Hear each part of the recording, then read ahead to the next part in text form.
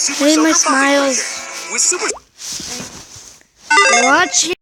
PlayStation brand has been around a while. It's seen 4 generations now, and over the course of about 20 years has evolved pretty drastically. Today, GameRinks is bringing you the evolution of PlayStation hardware.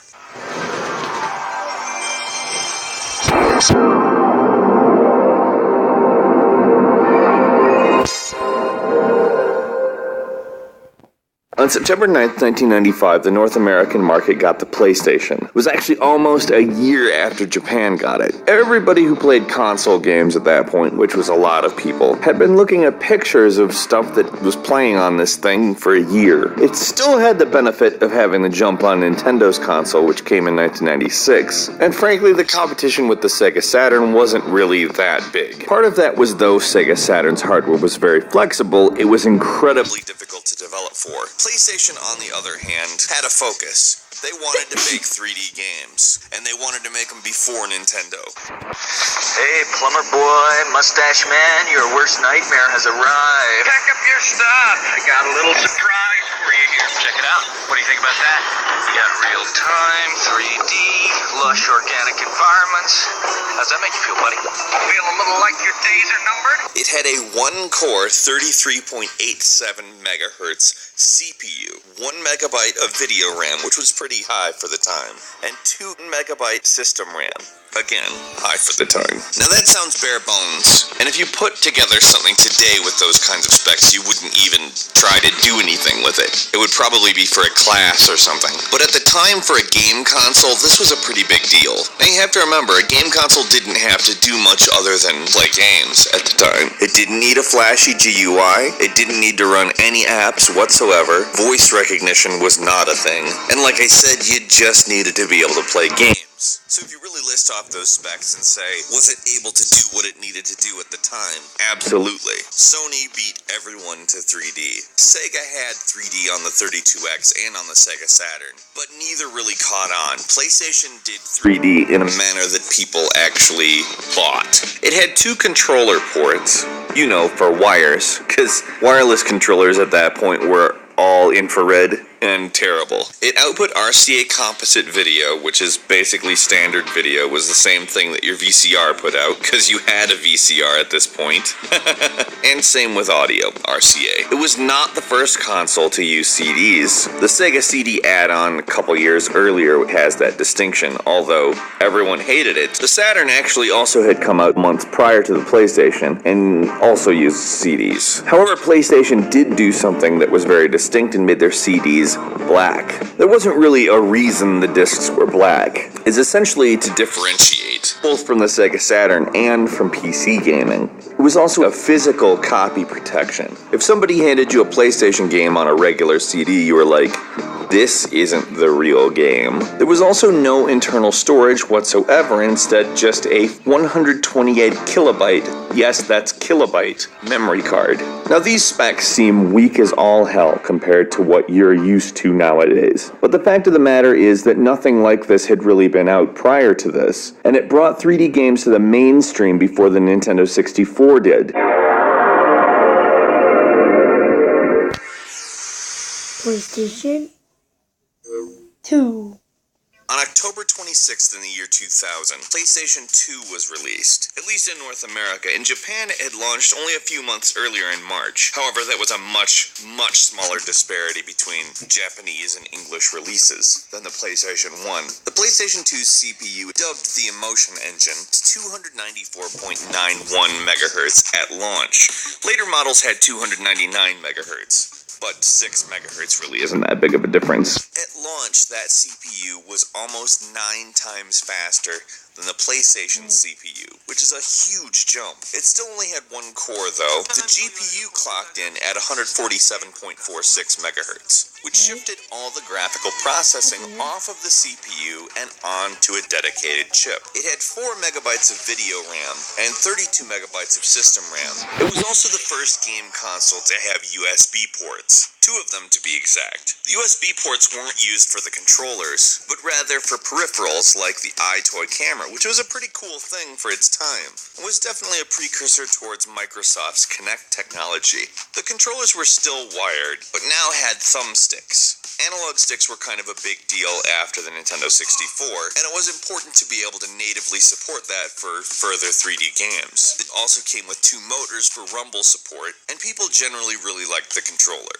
Like the PlayStation 1, it saved to memory cards. However, PlayStation 2s were not 128 kilobytes, they were 8 megabytes, which is not an incremental difference, it's a massive difference. It also had a slot for a 40 gigabyte hard drive, which was actually required to play some games like Final Fantasy XI. It was a massive upgrade from the PlayStation 1, and kind of steamrolled everything else. The much improved graphics from the previous generation allowed for incredibly smooth, complicated 3D scenes for the time, and developers were able to use this to create some of the most revolutionary games of all time, with a lot of today's conventional gaming practices actually established on the PlayStation 2. The PlayStation 2 was the first console to use DVDs. The PlayStation 2 was actually sold as a DVD player, and began Sony's tradition of using its current gaming system to have every family have a player that can play the latest form of media.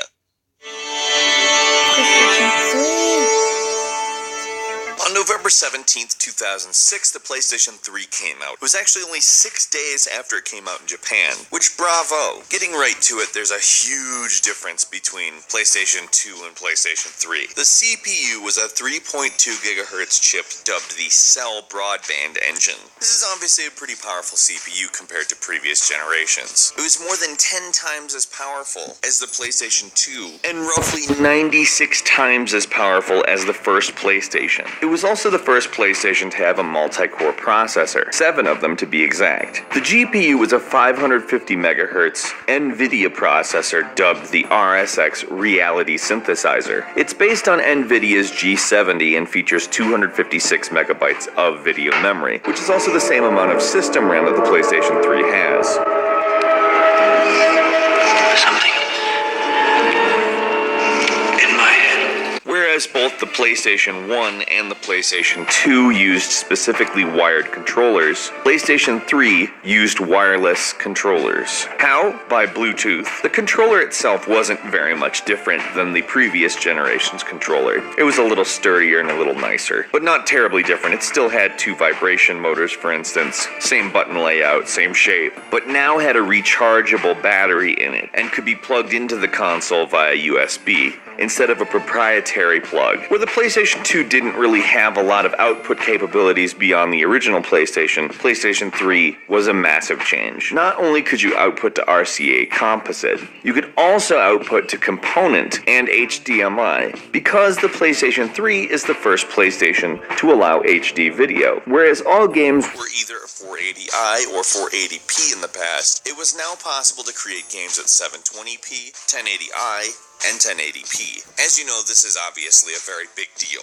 The PlayStation 3 is also the first PlayStation with Wi-Fi connectivity. This allowed for a ton of new functions to be implemented, like downloadable content, multiplayer, various voice and video chat options, as well as an online store, which with the advent of Steam gave PlayStation owners kind of a similar interface to purchase their games. But it now also had an internal hard drive. The default that it came with was actually a 20 gigabyte hard drive, which is not that big. You could install your own hard drive or one of their hard drives and greatly increase that.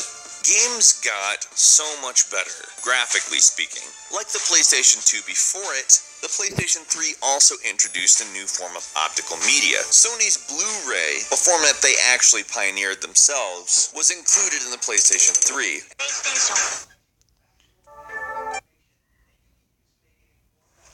Hey, you're Aaron, Paul. I love your show, The Path. How far along are you? Seen every episode. So what you think of Alright, here's the back. So with the PlayStation 4, North America actually got it first. On November 15th, 2013. PlayStation 4 also went just the exact opposite direction as the previous processor, where PlayStation 3 used a complex cell architecture that was proprietary. PlayStation 4 moved to an AMD x86-64 accelerated processing unit. Now, this is very different because just simply measuring the gigahertz for it isn't really an accurate accurate measurement in the change, because technically the processors would seem not nearly as good. There's two quad-core 1.6 gigahertz modules in the APU, where PlayStation 3 had a single processor with 7 cores. PlayStation 4 splits up all the work among 8 cores on 2 processors. The PlayStation 4 has 8 gigabytes of RAM.